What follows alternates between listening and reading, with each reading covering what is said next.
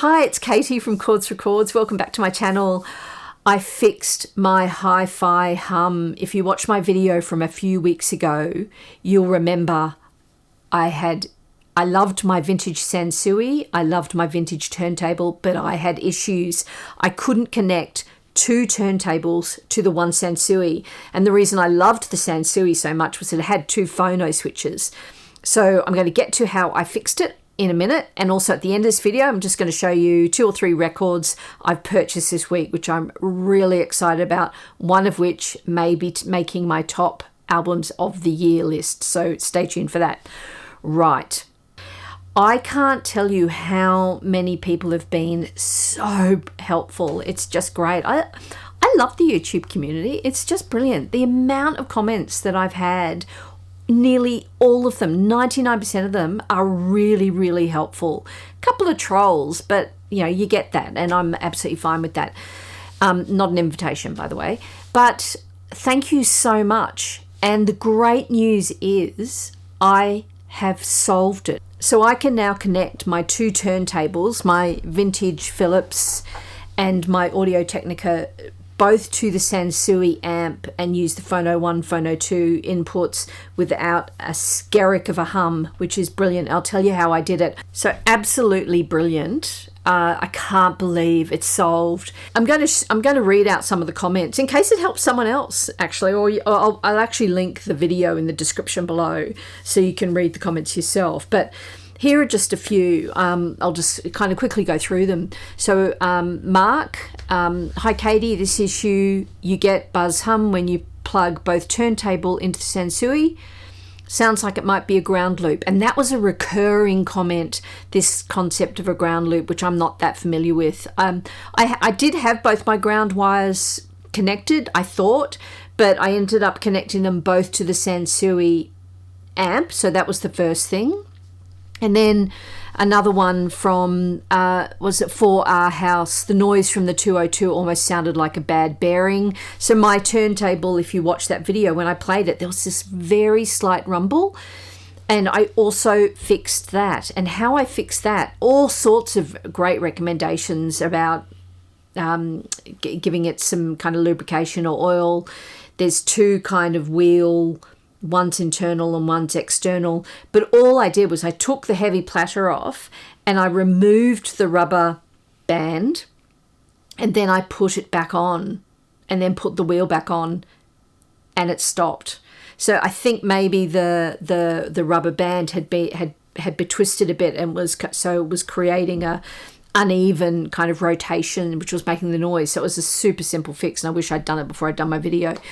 Another one, another comment here from Rob Perviank.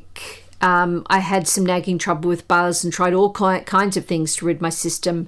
Finally, I made sure that my phono preamp, amp and turntable were all fed by the same wall outlet.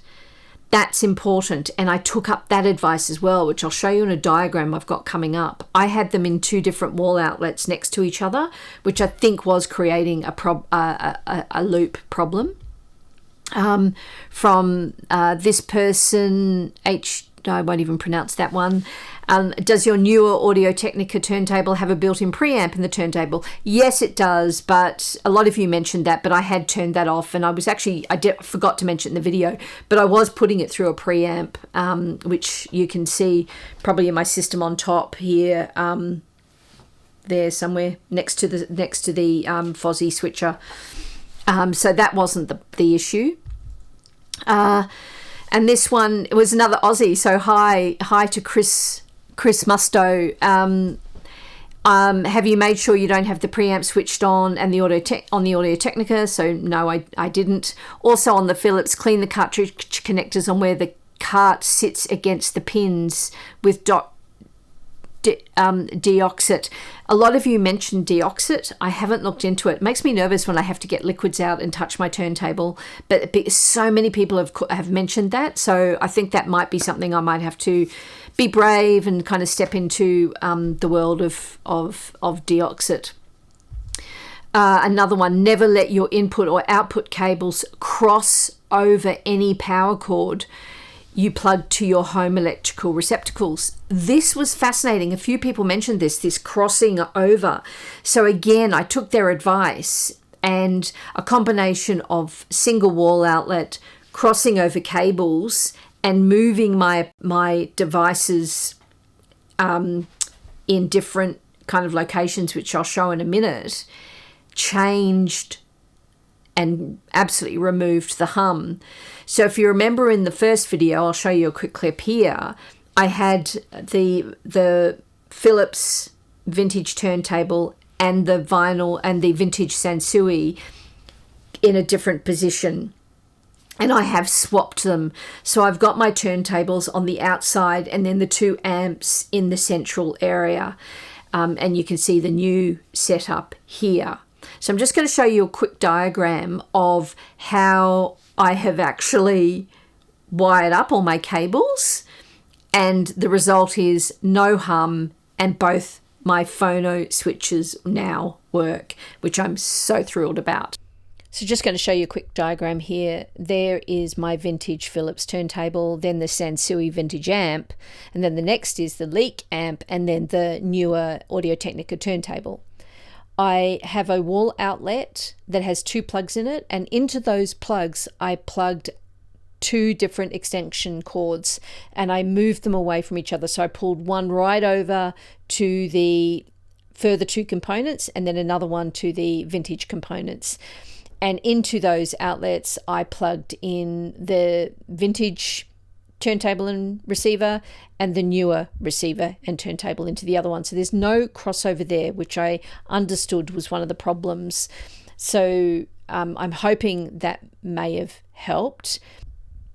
And then I plugged in the ground wires, or both of both the turntables into the single vintage receiver on the back.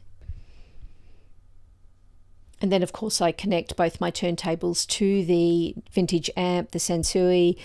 And so now I can use my Phono 1 and Phono 2 as it should be. So I can play both the vinyl turntables as they were designed, which you can see here with the green lines. And then I have a switcher, also a Fozzy switcher, amp switcher and speaker switcher. I don't use it for 2 speakers, but I do use it for both those amps. So I've got my vintage amp running both my turntables, and then I've got the Leak 230 amp now only used for digital, and that's the plan. So I'm going to get a CD component as well as some kind of DAC, whether it's a Weem or I stream there and everything. So that blue is now the amp switcher. And so that's my setup. I know it's a bit crude, but hopefully it explains everything. Now to the records. I've picked up 3 records this week, which I'm so excited about. Record Store Day, 5-10 days ago, I was so sad to miss out on this incredible album.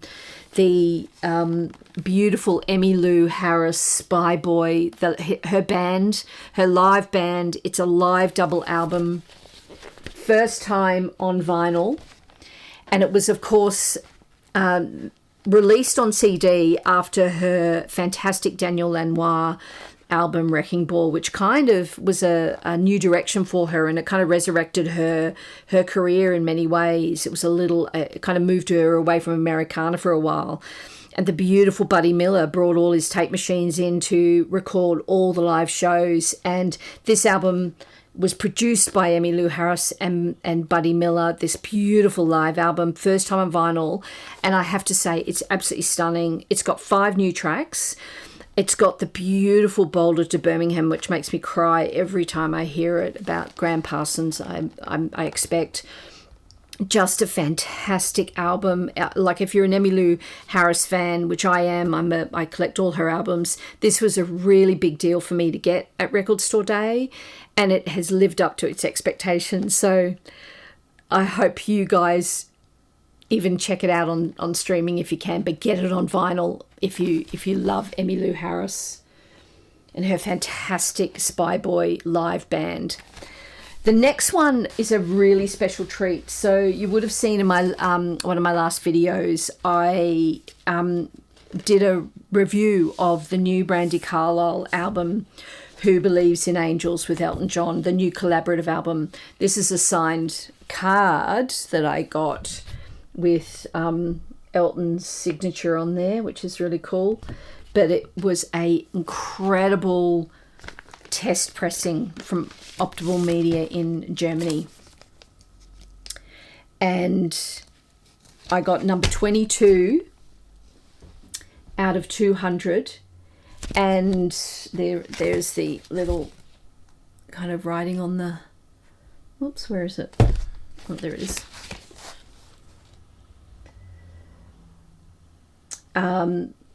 I got an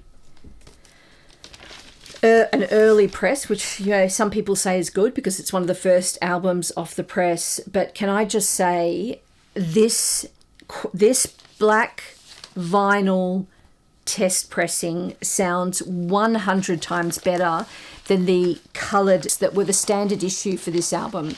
I was actually disappointed because there's some beautiful tracks on this album which lend themselves to kind of rich, beautiful vinyl, and the vinyl is not great, unfortunately. And I was hoping they'd come out with a heavyweight kind of vinyl pressing.